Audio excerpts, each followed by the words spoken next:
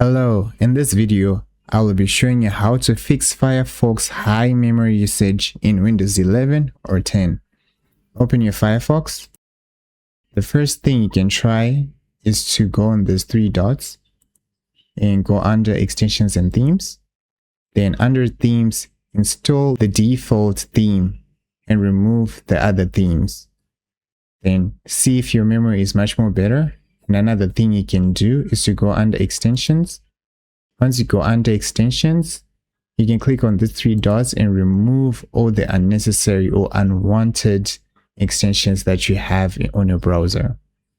And another thing you can try is to open a browser and then type in this about memory. Click enter. Then you can go where it says free memory, minimize memory usage. Click on that. And also you can go a step further and click on the three dots and then scroll down to help. Then you go under more troubleshooting information. After you go here, you can clear startup cache. Also, if there's still memory issues, then you can click here where it says refresh Firefox. It will reset your Firefox browser. Then restart it and try again. You're done.